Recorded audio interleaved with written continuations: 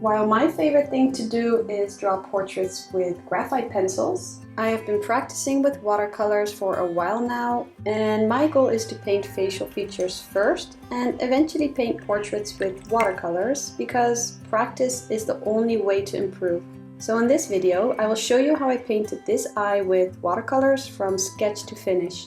All of the materials I've used are listed under the video. I hope you will learn something, and if you want to watch the full video in real time, you can join the watercolor course, which is also linked below the video. And before you start, you can look at the reference photo and swatch out the colors you're going to use. If you're a beginner with watercolor or with color in general, you don't want to make it too complicated for yourself. So I would just focus on 3 values: the highlight, the midtone, and the shadows. So if your skin tone, let's say your skin tone turns out a bit more yellow, a bit more orange, you know, that won't be a big deal. If you have the correct values, your painting will look good. So, Sienna, maybe even lighter, so more water for the light layer. And then the transparent red oxide. So I think I want to add more water because I want to see the lighter value. And then for the shadows, the raw umber violet, because I see kind of a bit of purple, a bit darker value. So for the shadows, you see that? This is a layer on its own, but if we use this layer to start with and then add a layer of this and then go over this with the shadows, this won't look as purple because you will mix it with the other colors. So you see that? That will change the color a bit. It looks less vibrant now, it's a bit more brown. So the sepia, the burnt umber, that's what I'm going to use for the iris. Let's put down the first layer. So I already feel that it doesn't flow that much, and that's I do want it to flow. Maybe I could use a larger brush because I feel like I keep on needing more water. Where it's darker, add this orange while it's wet. And the thing here is that I feel quite nervous doing this because if working wet on wet is, you don't have a lot of control, but hey, they always say, if you feel nervous, just do it anyway. Otherwise you won't know how it will turn out. I think after this I'm going to let the layer dry. So I'm just blending the edges here. Once we're going to layer the shadow color on top, it will blend in with that orange color and then give you more of a neutral color. And with watercolors, you can add as much layers as you need to. So now I'm going to take the sepia and go over the edge because you see that it's dark. Now it's flowing now, a bit too much maybe, but then you can clean the brush and blend. See, the burnt umber is a beautiful orange-brown color.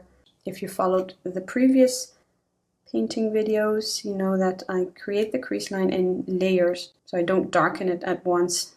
But remember, it's going to dry up a bit lighter. And if you think it's too much, just pick it up, dry the brush, and pick it up, move it around.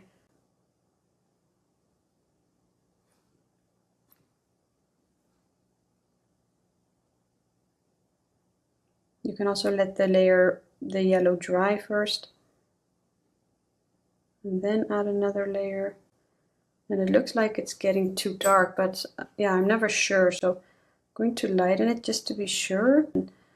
This also looks too dark, but I know that it will dry up a bit lighter. And just to be safe, I want it to dry up lighter than that I think, oops, that's too dark, because I know I can layer over it. Blending this, spreading the paint how I want it to flow. That's the scary thing, I think, about watercolors. But something I will need to get used to. Try not to dry it too much, but also not too much water. So kind of like in between, you'll need to find the right amount of a damp brush. That's the thing I'm learning, that when you add a layer, try not to keep on going over it. And then I want to blend these because now you see they are just some lines, but they should be wrinkles. So always blend, dry your brush and blend with a damp brush. See how you can make it all look more natural that way. And with portraits, facial features, you want to make it look natural. So blend and blend and blend. This is the main shape now. But if you look in between the lashes, you do see some of the skin. So you don't want to fill it all in. And hair or eyebrows or lashes, I also create them in layers. I think that's the best way to make it look more natural. We'll blend the edge. And now you can see that we almost lost the crease line because we darkened the shadow a lot. Crease line, but I'm going to add the crease line when this is dry because I wouldn't be able to darken a layer of the burnt umber. And then darken the pupil. And up here. And then if you see a line, you can soften that, or you can like pull the paint like to create those lines. And that's how you can also blend the edge of the iris a bit, because you all want to make it look natural and soft. Remember, no hard edges. So then you have this color, then you can spread it around with more water. And it was actually better if I had this layer underneath. And this is too dark, so quickly dry. This is also too dark, so I'm going to lift a bit. So check in your painting, if you added too much paint, just lift if you need to. But remember, this is going to dry lighter. So I'm also trying to keep that in mind. So I'm adding the raw umber violet, like the shadow color. So here in the middle it's darker.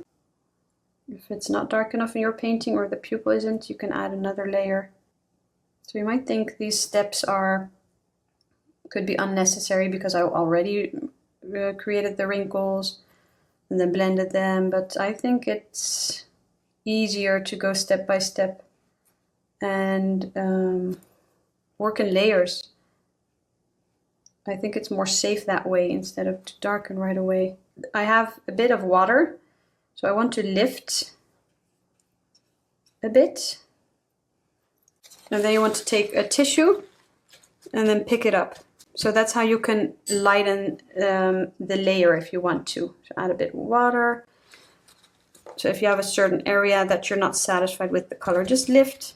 So you see how there's always a possibility to fix things in your painting. That's why it's really important to just keep on going. So because I see a bit more pink in the reference. So that's one thing I wanted to show you if you want to fix the color in your painting. This is a really strong pigment color, the transparent red oxide. So you want to be careful how and where you add it. So you see just a light layer, glaze it, but then blend. And if you have too much, just go over it, lift a bit, like that. So I like this better. Well, it still needs to dry, but it looks, I'm not sure how it shows up on camera, but it looked a bit too yellow. And that's how I see the colors. The raw umber violet is more pink, the transparent red oxide is more orange, and then the raw sienna is more yellow. So if you have your values correct with the skin, that will create like depth in your eye drawing. So if you don't have those shadows dark enough, you only have the midtones, your painting could look flat, or don't be afraid to darken. Really light pressure with the tip of the brush. Try to make it look as natural as possible with thin strokes.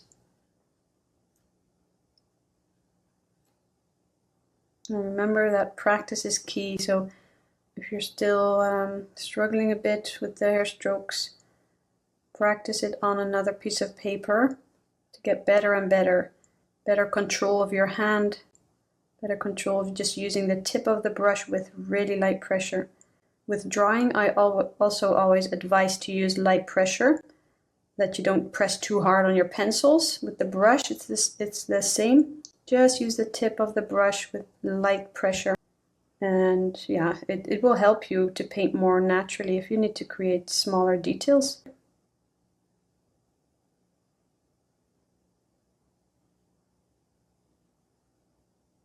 And you can create lashes in layers as well. So I think I want to darken the edge, but then blend. I pull this into the iris so that doesn't dry up like a hard, sharp edge. And remember to look at the reference photo, copy what you see. The lower lashes, they are light and thin, really light pressure. So you see now that you have the lashes that you can now focus on. Where can you darken? I'm going to darken with the raw umber violet shadow color here in the corner. I'm only going to darken the edges here. And blend, of course. So even though you added the eyebrow already, the hairs, you can still glaze a light layer over it.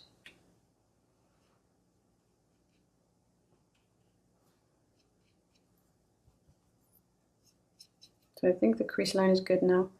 And here, like the eyelashes, I think they stand out a bit. So what I'm going to do is like glaze a color over them, blend a bit. Careful, you don't want to scrub because you will be reactivating the paint of the lashes that way. Carefully blend here. Maybe just a bit here. So you see that how that will make the eye look round. Yeah, 3D. Remember, shadows are important, so you don't want the shadows to stand out with hard edges. And then darken a few here, just at the base.